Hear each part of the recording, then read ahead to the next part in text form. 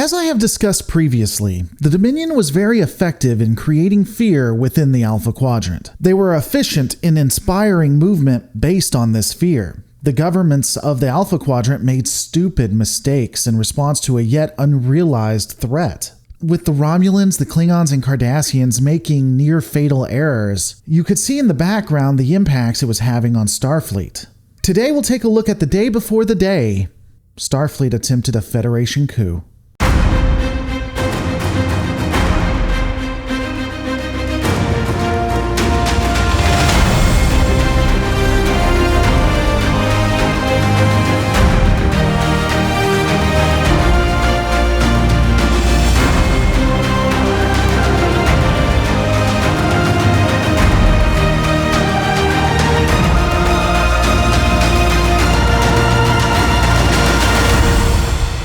This analysis will have a pretty heavy focus on the actual episodes versus discussing the meta themes that we generally do. While discussing the Dominion War, I have been postulating that we were seeing the possible impacts of the Dominion in the background to the culture of the Federation and the ethos of Starfleet.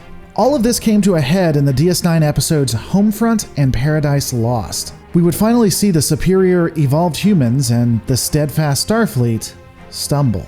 Getting into it, the first two events of the episode Homefront include the wormhole inexplicably opening and closing, as well as the bombing of a high-level conference between the Romulan Star Empire and Starfleet. We know that both of these events will be intertwined, but let's break them down individually for a moment. First, it is theorized that the wormhole is opening and closing due to cloaked Dominion forces. The reason it's believed that the Dominion now has cloaked technology is due to the defeat of the Romulan Cardassian fleet that was equipped with the tech. Of course, as the audience, we know that the Dominion already had its claws into the quadrant and changeling infiltrators were within every major government. So in theory, the Dominion wouldn't even need the wreckage. They could have had the tech long before the attack. However, something that is honestly minor but is never noted is the advancement of the technology by the Dominion if they had it. In every episode prior to this one, vessels would have to decloak to enter into the wormhole and then recloak once they had left the wormhole. This occurred with Romulan ships, Cardassian ships, and the Defiant itself. If this was a Dominion cloaked fleet, then we know that they would have had to been able to advance the systems to a state that the Alpha Quadrant powers hadn't figured out. We also know that this is unlikely as the Dominion was not able to keep up with Starfleet engineers, but still, it would have been an interesting conversation to have. The next event that would tie in would, of course, be the terrorist attack on the Romulan Federation high-level conference. This would kill over 20 people. This attack literally makes no sense if we believe the Dominion is involved. While an attack against Starfleet to cause fear on Earth is definitely something the Dominion would consider, conducting an attack that would anger the Romulans and Tholians makes no diplomatic sense. The reason the Dominion is as dangerous as it is includes its ability to play the diplomatic game. This makes it different from the Borg and other species that the Federation has come up against. In fact, we know by the Dominion creating an alliance, or at least a non-aggression pact with the Romulans, the Klingons and Federation were almost completely ensured a defeat. Also, changelings could hit literally anywhere they wanted. Why attack this conference? Why not kill the president, the head of Starfleet? Instead of attacking this conference, attack Starfleet HQ or the Academy. Send a message that no matter where you are, no matter who you aren't untouchable. It's just highly illogical if we assume that the Dominion did this. However, it would make a lot of sense if the attack was conducted not by the Dominion, but Admiral Layton. Think about it. This aggressive stance was important enough that it would get the attention of Starfleet. It would bolster the Romulans and possibly the Tholians to the side of the Federation, and it would allow Layton to move forward with his plans for the coup. We also know that Layton is not above framing the changelings when they aren't involved at all. Now, some may argue that the Dominion did it knowing it would prop up Layton, but again, they could do so many other attacks that would be even more devastating and not risk issues with other governments. Whether by Starfleet or the Dominion, this terrorist attack would jumpstart the Starfleet coup that had already been brewing. We'll get more into that after this.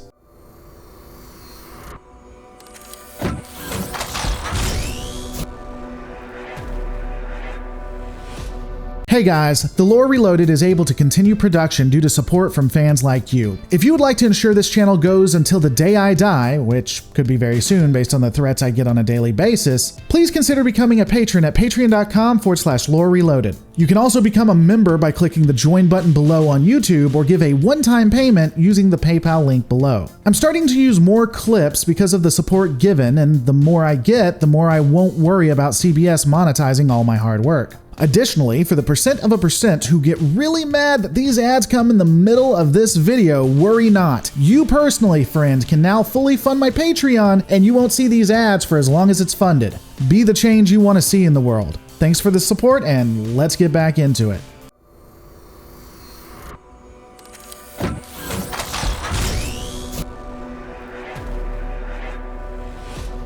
After these attacks, Sisko and Odo are recalled to Starfleet Command to give their insights about the Dominion threat. Sisko is promoted to acting head of Starfleet security on Earth. After this, the captain would go see his father and have a discussion about Starfleet.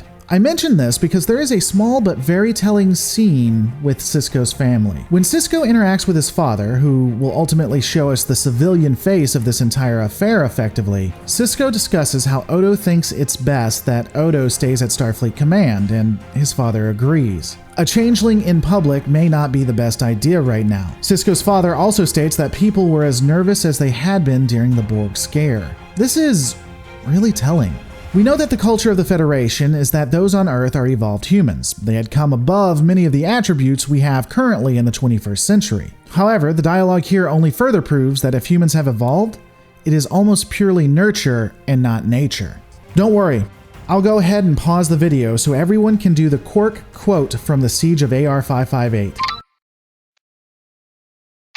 This interaction is a small point, but very insightful. The discussion between Sisko, Layton, and the President of the Federation is also a great glimpse into how deluded the civilian government is. When it is suggested that security measures that are effective on DS9 be instituted on Earth, the President states that the planet isn't a military installation like DS9.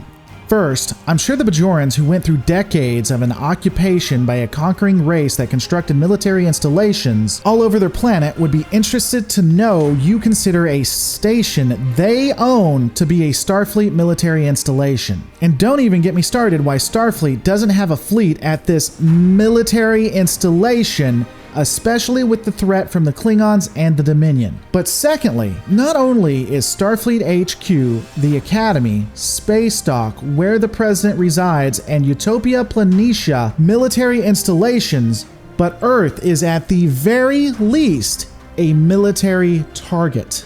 You are an idiot if you don't think that Earth isn't a prime target to be attacked. Even if we assumed, like the President does, that the Antwerp terrorist attack was done by a single changeling that has now left, it still makes sense to have actual security to combat the threats to the Federation. During their conversation, Odo would appear out of nowhere, showing that the President could be easily killed and replaced with the current security standards they have on Earth. I want to take a moment to discuss the President's agreement to begin with the institution of anti-Dominion measures after this. As you can tell, I don't disagree with the attempt, in theory at least. However, I do think that this is where we see a key step towards the Starfleet coup and where the Federation would almost lose itself. It all comes down to why they are doing it.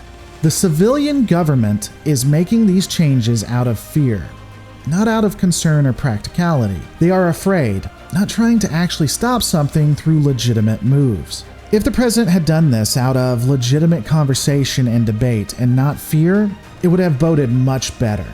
However, because this was done out of fear, the civilian government would make more and more mistakes, making it easier for Layton to take over. And thank God we don't have leaders in the real world that move out of public outcry and fear. They more look at it reasonably and logically. It's really a good thing that art doesn't mimic reality in this instance. All of that aside, this would be the lead up, the build up to what was to come. Stay tuned as we discuss the institution of the security protocols and how none of it mattered.